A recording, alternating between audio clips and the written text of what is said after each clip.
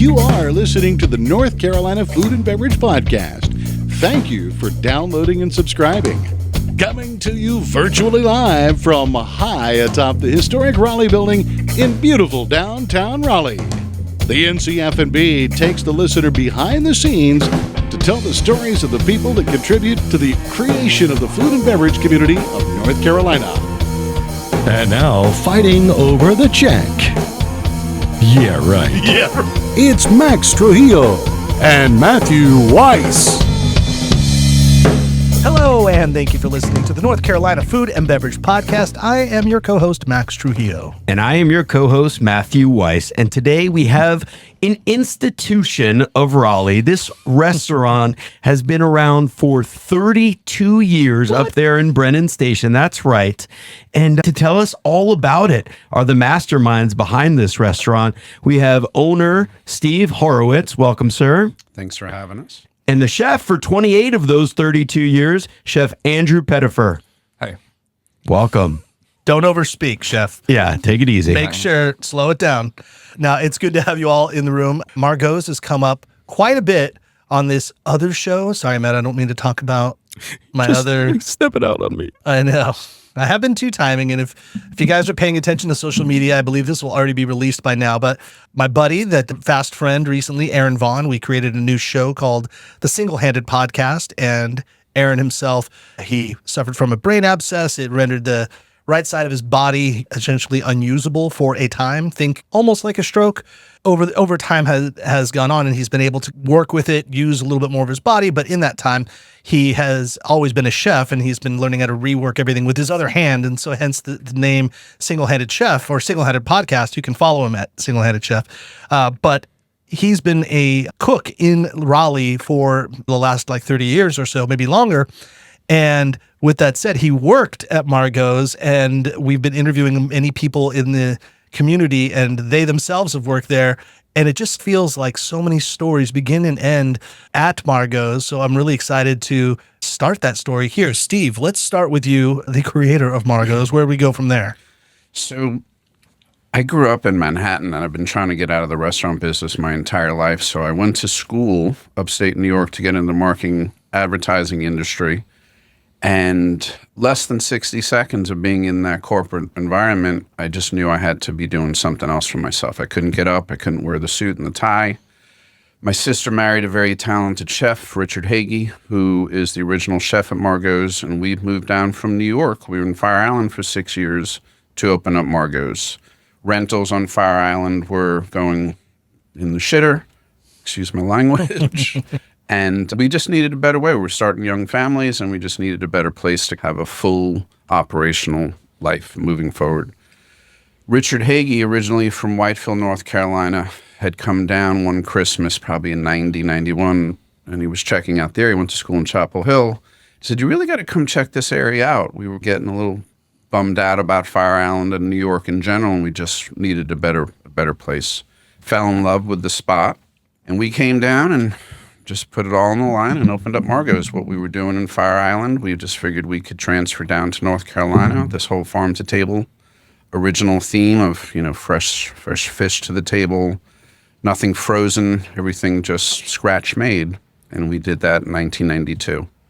And why Margot's? Were you enthralled with the wine of Margot? Do you have Chateau Margaux on the list, or we do at certain times? Why Chateau Margaux? Great question. Nobody could ever spell the name, can pronounce it. Yeah. And the food when we first opened up was French Nouvelle. It was just top of the line French food. Okay. And we loved the name. Yeah. The X, to this day, people can't spell it, can't pronounce it. And it's perfect. Oh, yeah. I want to know, at this time, so you had your chef, and judging by the years, about 5 years, I'd say, your chef was there prior to Andrew taking over. Is that right? I would say about 2000, 2001, we had this urge to go become the next Outback, the next Houston's. Oh, my God, we can do this. Yeah. So what we do, we went and bought a monster restaurant behind the Crabtree Valley Mall. We were promised all of this development that just never came. And our big plans of being the next Outback were stifled real quick. We were humbled. Yeah. So we were robbing from Peter to pay for Paul. We got out by the hairs of our chinny chin chin. Thanks God someone bought the place. So the cactus flower was our endeavor, and it just never really panned out. And that was a thing that you were doing with Chef Andrew? So Chef Andrew had joined the team 97, 98, 96, and was just a superstar. Yeah. Had taken this kind of old French Nouvelle menu and turned it into this Pacific Rim Thai fusion that he brought to the table. Oh, cool. It's incredible. We just all got along. Richard went to open up Cactus Flower behind the mall, and then Andrew stayed on. And in that opportunity, Andrew became a partner. So, Andrew, leading up to that point before you joined up, what had you been doing? I was living in Sydney at the time in Australia Okay. with, at that time, my girlfriend. Lived in Raleigh for a year as a overstayer. Were you illegal? I was illegal. All right. I still get dirty looks from the ICE people when I come into the country. But we met in New York. I came here for a year so we could get to know each other. Yeah. And then, much to her parents' dismay, I got her a fiancé visa for Australia. So she came and lived with me in Sydney for 18 months. Oh, wow. She You just- stole her away. So, I yeah. did. But she decided that it was too far away and she missed her family. So we moved back here and got married in the January of 96. So I was looking around and I just went out to Margot's one day and dropped off a resume and it went from there. Nice. And so, where did you get your education? Well, I started out, I left school in England. There's called the City and Guilds. It's the oldest apprenticeship thing in the world. So they do things for everything, plumbers, electricians, all kinds right. of things. So they run courses for culinary arts as well. So I left school at 16 and went to a technical college. It was like Wake Tech, basically. Yeah. The program. So I did 2 years there. And then after I graduated from that course, I started working in hotels in London. Yeah, now that's a funny thing because we were talking about education recently, and it's like, it sounds like such a dumb new idea that Americans should go to like a trade school or that learn a craft, but like in Wait, Europe it and in sounds England, like that to who? To like the general public? yeah, or it's been a to- conversation that's been happening like on a lot of like news and like political shows. Like we need to get more people, not just feeling like they have to have a degree, but maybe a trade, and it's like Yeah, because we're well- losing a lot of this, and I think that sounds smart. it is smart. Yeah. But it's a thing that doesn't happen. Like as Americans, we seem like you must get a degree from a university to then go into the workforce, as Yeah. opposed to like you and I, Chef, are similar in that regard because I went to a trade school essentially to do audio, and look at me now, everybody. Yeah. I can push buttons. Worldwide famous podcaster. I'm changing cameras with my finger because of my education. But from what I gather, maybe you could speak to this. Honestly, I just fell into it. I didn't really know what I wanted to do, but you do electives. We used to do it, I don't understand anymore, but we did electives, so we had to do woodwork, metalwork, and needlework and cookery. Mm-hmm. So, and I was crap at woodwork. I was pretty good in the kitchen. So, Yeah, How did you get to Australia? on a big plane. I was gonna say. You said I was working at the Lounge Hotel, and one of the guys that was a waiter there, his brother lived in a place called Thredbo, which is like the ski resort in Australia. Mm-hmm. And he wanted to go visit him. So you still can do a travel visa for a year, so you can student travel and just travel. But it turned out he was too old to get a student visa, but I wasn't, so I just went on my own. You just went. Just in the early 80s. Do you have any idea how many times you were called a pommy while you were there? Not very often, to be perfectly honest. Really? Yeah. what's a pommy?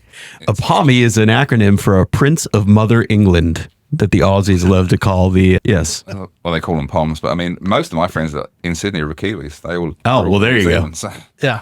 but it was just before the whole backpacking thing exploded. So there was still the network that was there. So there was the hostels, and you could travel on $10 a day, and the girl that I met, we bought a station wagon off of some Swedish guy, Nice. and we drove around Australia in a station wagon. Slept in the back of the car. That sounds awesome. Off mic, I spent a semester abroad in Sydney, so we could swap some stories, especially about Bondi Beach and all the fun that went down there. I lived in Bondi for a hot minute as well. So. Oh, there you go. I bet. You could not have a good time in the early 80s in Sydney. It was You couldn't not. Yeah, agreed. just- the guy that I lived with, Dean, he was 6'7" Maori. Jeez. Rugby player. Oh, nice. He's the sweetest guy you could meet. So we could go out and do as we pleased and didn't have any trouble at all. It was great. You had Midnight Oil and Men at Work on the top charts. What's better than that? Yeah. And for those that don't know, Maoris are the indigenous people to New Zealand. Yeah. And a large, like, think Samoans, but almost like bigger and muscular. So We were talking about chefs. yeah, Steve, what happened to Richard? So after we sold Cactus Flower, he moved to Kiowa. He opened up his own restaurant. Oh, wow. Hence the name Hagee's, and he took that whole original Margot's concept and just brought it to South Carolina. He's been in Charleston for about 15 years. He just sold his restaurant to 3 of his crew, and he's retired. He's moved back to Raleigh, actually, 2-3 months ago. That's like the restaurateur's dream, right? Like you have a successful, good run, you get out and you sell it to people who work for you. Yep. Nice. He's I love not a story that has a happy ending. Well, it's odd because I believe that's happened a couple times. We were talking about Chef Scott Cole as well. Right now, Scott was he one of your sous chefs in the kitchen? He was, I guess, when I first started working there, he was Richard's sous chef. Okay. And then he went to Cactus Flower. Okay. And And then that's when I took over from Richard. got it. Okay. So Scott Cole, in some 6 degrees of separation, is connected to me as well as you guys because he then eventually became the opening chef for Midtown Grill, of which I was the GM for 3 years prior to me even being there. And then he ultimately moved to Vieques, Vieques, yeah. Puerto Rico, and Scott James took over. He was the sous chef, took over, and Scott's now at the Angus Barn. Great guy, salt of the earth, one of my favorite people in the culinary industry. So I've never met Scott Cole, but he was definitely like a connector to that old time of the community. So that's where I want to go right now. Is I'd love to hear the conversation about the culinary scene of Raleigh, the Triangle, in that like mid 90s, late 90s era, just before Y2K and all. Like, what was your competitive set? Who were your other great chef-led restaurants, and what was the vibe at the time? It wasn't really in Raleigh. It was Yeah. Durham and Chapel Hill. I mean, it was, what's his name? Ben Baker and Ben Barker over at Magnolia. and Yeah. Scott Howell and those places. I mean, the very, very first time I came here before we were married, I mean, I got off the plane and my wife Olivia was living in the apartments up at North Hills. And I walked down to the old, well, isn't down North Hills Mall, and there was a food line there, and it was like, what the fuck am I doing? Yeah. Did it look like this? Pretty much. Yeah. I mean, Kappa's was up there, That was what Midtown Yeah. was before. Yeah. and then there really wasn't any other restaurants in Raleigh. There was the Irregardless, Yeah. and And Ateca Vin, had that opened at this point? no. No. So that No. was upon the next realm. And Then I left and went back to Sydney. And then when I came back, things had started to get some legs, and there were some more restaurants that were opening. And like John had bought the Bloomsbury Bistro from Ed Weiner, and he turned that into, John Toller. Yeah. Yeah. So- Who recently, not recently, but I guess like 3 years ago had sold it. I think it's to- 4 now. Is it 4 years now? Holy cow. I think so, yeah. it's Shout been out. a while, but right. Yeah. Shout out to Stephen and Ann Coster for the Bloomsbury Bistro, doing some great things up there in the 5 Points area of Raleigh. Yep. Look for some beautiful family photos done by my wife. Oh, guess of so. the Coster family? Yeah. Oh, wow. And their sons. Wait, very cool. Couldn't be a better family. Yeah, exactly. So, okay, what was your food at that time? What were you trying to cook? It was basically what people are doing these days. It's just fresh, local, sustainable food. But that's what we were cooking in Sydney at the time. Yeah. So that was the whole thing there. It really had taken off there way before it took off here, like small farms, direct supply from various farms, small independent. Yeah. And also dairies and stuff like that. So influenced, I imagine, your Pacific Rim cuisine, bringing that to Margot's. well, there was, because Sydney's a melting pot. I mean, they got huge Southeast Asian population as well. So I mean, and there are a lot more independent restaurants there, because I don't know if it's still the same thing because I haven't been back in a while, but a lot of restaurants opened without a license, so they were all BYO. So you got your space, you got your kitchen set up. You didn't have to worry about licenses for alcohol and stuff like that, because people used to bring their own. Yeah. That would be a cool thing just in general if it was more like that today. Yeah, but for my business, and well, I mean, they'd theoretically be buying more from the retail shops in that case, but also I mean, as a business owner, Steve, you could speak to that. Imagine you didn't have wine or liquor to sell. That would really be hard to make the profits you need to keep a restaurant running. Be hard to keep the doors open. Yeah. Sure. Couldn't. Yeah, I don't understand. I mean, there's still a lot in New York City, BYO restaurants like that I remember we used to frequent when I lived up there. And yeah, I don't know how they did it, because it's not like the food prices were much more, and it's not like rent was less. True. All right, let's take a quick break to talk about our fantastic new sponsor from North Carolina. We're talking about Got to Be NC. Yeah, Got to Be NC. If it's grown, raised, caught, or made in North Carolina, it's got to be NC. Look for the GTB NC signs to shop for what's truly local. For those that listen to the show that are on the inside, you might be a chef, a restaurant owner, you make a consumer packaged good, a farmer. Well, become a member of Got to Be NC, because becoming a member not only helps with public events such as trade shows, farmers markets, but we also do these educational trips like the chef field trip to Tidewater Grain, for instance, or going to the NCRLA Chef Showdown or the NRA Food Show in Chicago. Got to Be NC supports local producers and purveyors and really helps bring them all together to support local. Go to their website, Got to Be NC, GOTTOBENC.com. If it's got to be, it's got to be NC. Oh. All right, Steve. Well, we're talking about business. I mean, 32 years. Seen, like you said, Y2K. You've seen, obviously, COVID and lockdown. What are some of the keys to success? I know it's a general question, but you must have some answers. You just have to pivot. You have to adjust. Most recently, COVID. If it wasn't for the marketing machine getting us in the forefront of having our website up to date where we can change our menu every day so we could survive that whole to-go 3-month period, we would have never survived.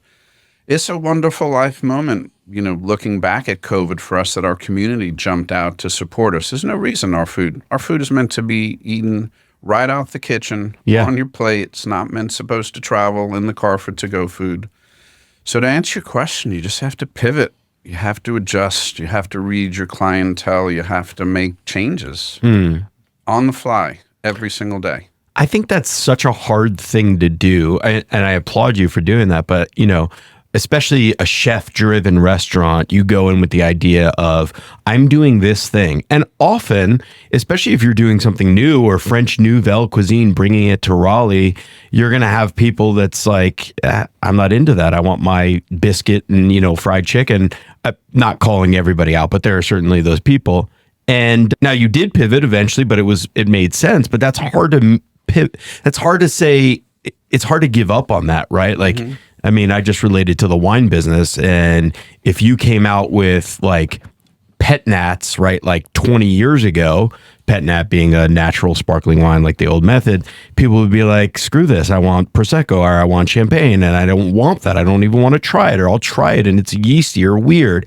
But if you believe in it, you want to stick to it. So I don't know. I'm trying to answer my own question. Like, is that just your nature of being a flexible person, or it's just the business acumen that's like, no, this is what needs to be done? If you stay stubborn and set in your own ways, old ways, you'll never survive. You have to keep moving. We opened in 92 of the French Nouvelle menu, and then all of a sudden people getting really health conscious, wanting more salads, wanting more proteins, more grilled things, less butter and cream sauces. So enter stage right, Chef Pettifer. Right. He took that kind of fresh, less cream butter approach to our menu, and people really jazzed about it. Our menu is devised to have all of the old French Nouvelle classics and all of the current things. People are eating really nice and light. Rice paper spring rolls, lots of grilled fishes on salads, light appetizers. You can come in and get, oysters on the half shell. And a lot of people enjoy that. You don't have to sit down and eat a big 3-course meal. You can just come in and have oysters and a salad and a glass of wine. So if you watch your guests, you watch your customers' trends, they tell you everything you need to know. What's the new trends right now? Like, what are some of the new things on the menu or things that you have transitioned to? It's a tremendous amount of grilled game. It always surprises me. From kangaroo to elk to venison to ostrich is huge. People really enjoying that. A lot of beautiful. I didn't know that you guys did that. I'll defer to Chef on that. Yeah. Tell us about that, Chef. Like, Obviously, you're probably experiencing cooking kangaroo meat, but All those really lean game meats are very popular because they're healthy as well. Yeah. And people find it intriguing. I mean, the kangaroo thing just started because I'd moved here and you could get it from a company that I bought from. So we put that on the menu, and then we made contact. There's a place in Texas called Broken Arrow Ranch, and they do various types, antelope and other game meats as well. So we buy from them, and people like it. People really, really like it. And there's the big food houses now have independent, like, wild game providers as well. So it's readily available. yeah, it's not on everyone's menu, but it's it's out there. It's expensive. I was just going to ask, like, compared to beef these days, is it comparable? A lot more expensive? Depends on the type of beef you're using, but I mean it ranges in price from $17 to $24-$25 a pound, but it's clean most of the time because it's muscle meat. Okay. So there's no waste involved. So Do you remember that restaurant in LA? I think it was in Malibu that did all game meat. It was super expensive. It Yeah, was like Saddle the Peak Lodge. Saddle Pink Lodge or Saddle Peak? Settle Peak Lodge. Yeah. Yeah. Okay. I took Felicia there for like our 1 year anniversary or something in the very beginning. And that was their whole deal. It was like a 10-course tasting menu, and you would go through, and it was, I think we had alligator, elk, bison, emu. I mean, it was everything. I think we had some frog legs. Just, it was like, if you ordered chicken, they looked at you like you're a weirdo, It's like, no, we're not doing that here. But yet it was like really cozy, and it looked like a place that had been there for 100 years. It was like old school and really amazing wine program too. Like that was a place that was on the cutting edge of things. And you're like, how are they on the cutting edge? And they've been around for so long. Right. But I could say, like, that's something that maybe is this sometimes an obstacle that Margot's might have, in the fact that you've been around for so long that people don't think you're going to do something that's new in the culinary world? Like, oh, they've been there forever. They're doing older food. Grilled salmon and a salad. Yeah. Oh, I mean, that's out there, but you have to cover all the bases for your customers. And the way that I run the kitchen is that the people that work for me, I let them cook. So my millennials and Gen Xers, they're all into their foams and their this and their that. And Yeah. I'm like, whatever. So, but I encourage them to cook because that's what they do. So I don't stand over them and tell them what to cook. I let them create their own dishes, and we work together to make sure it's the way it's supposed to be. But it's to nurture the creative spirit, which is my job. I mean, I'm at the end of the path, so these people are the next generation. So, And are you, when it comes to the kitchen, are you on the expo side, or are you on the line, or how often are you, like, getting in there? I work on the line, but I'm stepping back, and my sous chef son is taking over more of the day-to-day grill, running the grill and the operations, and he's coming up with his own dishes, and he's working with another kid that we just hired, and at this moment he's teaching him how to make pasta. That's what they were supposed to do at 10 o'clock today. Whether they're doing it, I don't know. Should we call them right now? See what they're doing? So that's it. See where they're at? It's all part of the process. It pertains back to what you're talking about, training. It's like, I mean, I can tell them what to do all day long, but they're not going to learn unless they do it themselves. They have to cook. I mean, it's what you do. It's the point of the job.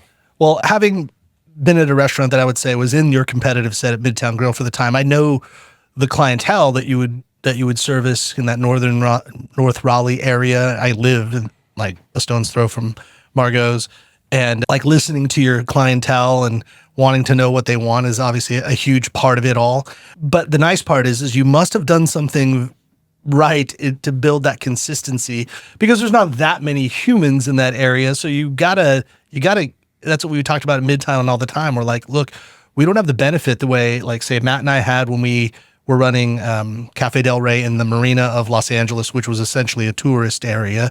And we had some locals, of course, but we also had people that they're going to dine here once and we'll never see them ever again. And we want to make sure they have a great experience, but that's it. We'll never see them again. That is not the way it works in North Raleigh. You've got to make sure that people love you and love you so much that they want to come back, and you've got to cater to that. So it's got to be led not only from the culinary side, but from the front of the house and the hospitality side. So maybe, Steve, you could talk to that, or Andrew too. I mean, I don't know how involved you are in the front of the house, but what are some of the key takeaways that you bring that bring the success of that nurturing come back to the business type of mentality? Just a great question. I mean, why have we been there 32 years? It's a service. It's our family. We have 40 staff members. Each one of those people is ingrained in the place. If you're not ingrained in the place, you're not working there. It's people in North Raleigh's Cheers. A lot of people come from out of town to search us out because they were here 3 months ago and they just love what our staff does. We weren't open the other day, and our door was locked. And a gentleman went outside to help a woman out of a car to get her a gift card that she was trying to get into the door early. You don't find that in a lot of places. A lot of places run the other way. Instead of opening the door and opening their arms, our staff opens their arms, every single person. Not only do we have great food, it's the service that keeps people coming back. It's that friendly smile. It's knowing what you're drinking, hanging your coat, folding your napkin, knowing the daughter has a gluten-free issue and can't be anywhere near a fried shrimp, and caring about it enough to do something about it. Yeah. Those little things is what keeps us alive every single day. How do you cultivate that?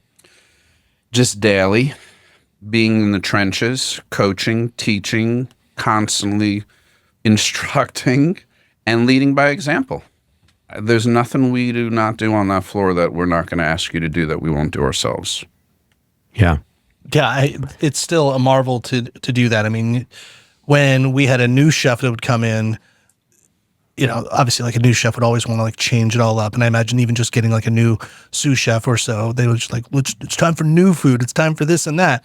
And I don't know, you probably have some staples that have been on the menu for a while, but you also, a young server said this to me, and he wasn't even a server at my restaurant. He was working at Vivace next door, and he just came over after his shift. And I was lamenting with him that, you know, man, Midtown's menu has been like the entrees have been the same for like 5 years. Like they really didn't change. Of course, like some things because of seasonality, but effectively there was that espresso rub steak that was always on. And there's, you know, like the Chinese chicken salad and the raspberry salad with grapes and celery. And like, I'll never forget these recipes because like we did them every day for so long. And the new chef came in and wanted to do all these new things. And this server said to me, he goes, you know, try all you want and do all you'd like. This place will always be known for these things. And as much as you think that you're trying to like change the wheel, everyone in their brain knows what Midtown is, and they're going to go there for those things. You take it away, you ruin the identity of the restaurant. And I was like looking at him, he was like 26 at the time. I'm like, how the hell do you even think this way at this time? Like, how do you even know this? But he was right. And when we tried doing things that changed so much, there was so much pullback. And I think like adding to staples is always great for everyone, but removing staples probably is the hardest thing. Is that something maybe, Andrew, you agree with? Is that something you can speak to? Well, people like consistency. They like to know they can get what they want. And, you know, we adapt. I mean, the amount of substitutions and modifications that we have to do every night is insane. But people, they want it their way. And, you know, everyone's allergic to something these days. So you kill them with kindness. You do what you can. If somebody comes in and says they want to add mushrooms to a steak and you haven't got any mushrooms, there's not much you can do about it. Yeah. Sure. But, well, what dish has probably been served more than any other dish on this menu? Well, we've got 4 dishes that have been on the menu since day one. So we have a filet with Roquefort, which is a French blue cheese. Oh, yeah. And then we do a calf's liver dish with onions and bacon, which has been on the menu. And then we have a roast duck. So those have been on the menu and they never come off. They're always on the menu and they're always available. Those are pretty edgy dishes even for today, though. Like, I mean, obviously a filet, yes, that's ubiquitous, but doing some roast duck and all that's pretty cool. Well, the restaurant used to have a rotisserie, as Stephen will attest to, which is one of our private or semi-private rooms is the rotisserie room. That was in the kitchen, and Richard used to roast ducks and chickens on it. But that went away because it was gone before my time, because I think it was just too cumbersome and too hot. That gives the restaurant a French kind of theme as well. But, you know, you adapt all the time. Yeah. With the dishes. I mean, it's like, you know, local seafood. People like grouper and they like triggerfish, and when we can get it, we get it. But we also have salmon, which is nowhere near local. So, right. Yeah. So you celebrated your 30-year anniversary. You're now 32, right? That's right. And of course, celebrating the 30-year anniversary, like right in the throes of COVID. So that was probably a less than exciting celebratory party, I would assume. But gearing like for what comes next, what do you guys have on the horizon? Is there anything that is lifting the sales at this point? We've got our next anniversary coming up. We do a lobster festival, Oh, which right. is on June the 12th.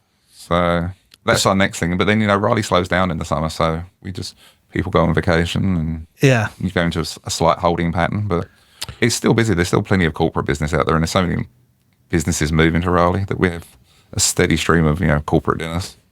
Cool. Yeah. What about Steve? Have you ever? The cactus flower was obviously not a great success. So will you or have you ventured into other restaurants or businesses? In the restaurant industry, this is my last hurrah. This is the last I one. get asked constantly, probably weekly, monthly, about, hey, we're opening up a new center in here in Garner and Clayton in Lafayette Village. Yeah. Come, let's bring another Margot's. Not a chance in hell. No. Margot's is a one-off. It is a labor of love. It's an institution. Right. 32 years to be at the same place, to still be busy, to still be pushing the culinary envelope. It's amazing. It's an amazing story. Yeah. It is. Absolutely. 32 years. And yeah, in a place that, I don't know, it was not known, and probably in that area, to be fair, in North Raleigh is still not known as a culinary destination. So maybe that's also part of the success is that you're a diamond in the rough over there. A table the other day, it was their first time in. They were in Saturday, Memorial Day weekend, and they were just looking around at the art and like, wow, just impressed with the place. So, of course, you see them looking. You show them the local artist that's on the walls for 3 months, and then they start eating the food. Then they get the service. So it's a bam, bam. It's like a Mike Tyson three-way punch. It's Boom. beautiful. Yeah. And we have them for life. They left hugging us. This is the greatest. I can't believe we've never been here. We've lived in Raleigh for 27 years. How have we never been here? And there's a chemistry there. There's a cheers feeling. There's just a camaraderie. It's not a chain. It's just there's a lot of love in the room. Not only on the plate, but from the servers. And our servers are our family, and it bleeds into the customers. What about the beverage program? Has that been the same kind of you adapt and pivot as the times evolve with cocktails and wine and stuff like that? Over time, people's tendencies for blush wines to Merlots to, oh my God, we're not supporting the French wine today, or Right. we're supporting the French wine, or just you name it. We change our wine list every 3 weeks. Okay. Very esoteric, eclectic selections that you're not going to find everywhere. All of a sudden, this new IPA, every other trend is another new beer tap. We try to listen to the guests and hold our own path, but we're always adjusting. We're constantly printing and changing and tasting. It's important to change with the times. Cocktail program, we change our cocktail of the moment constantly. It's seasonal, whatever, fresh blackberries or mints in season or strawberries or raspberry.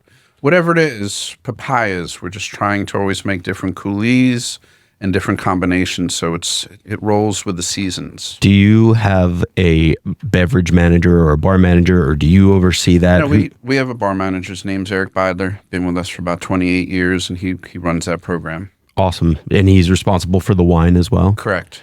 I have a question before we get out of here. Do you know what your number one SKU for your wine by the glass is of all time? Like, what's the most wine by the glass you sell, category-wise? Definitely Chardonnay, Cabernet. Chardonnay and Cabernet. Yeah.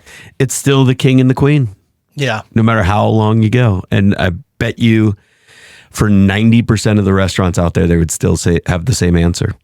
Yeah, I'd agree. I mean, it's funny, talking about that. Remember, Matt, back in the day when I had just come on as the GM at Standard Foods, Fred Dexheimer? Dexheimer, who was master sommelier. So I only say that to qualify that he knows a thing or two about wine.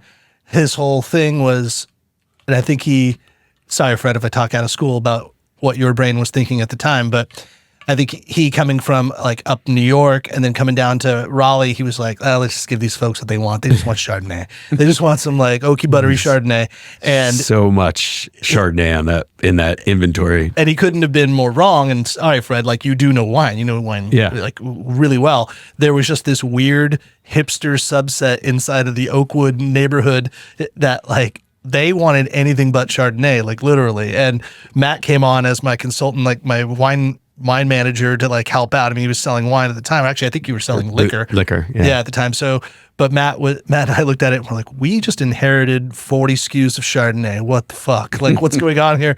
And I mean, he thought like, yeah, I mean, this is prior to me being there, that was Scott Crawford's restaurant, and then he had left, and we had Eric Montagny.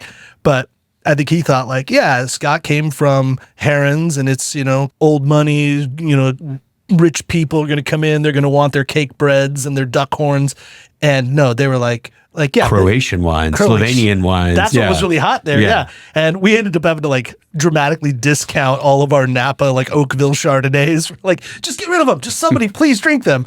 And that was like the only restaurant that I've really ever been a part of where it didn't have the conventional Cab Chard number one selling. I actually think our Pinot Grigio was our number one selling white wine there.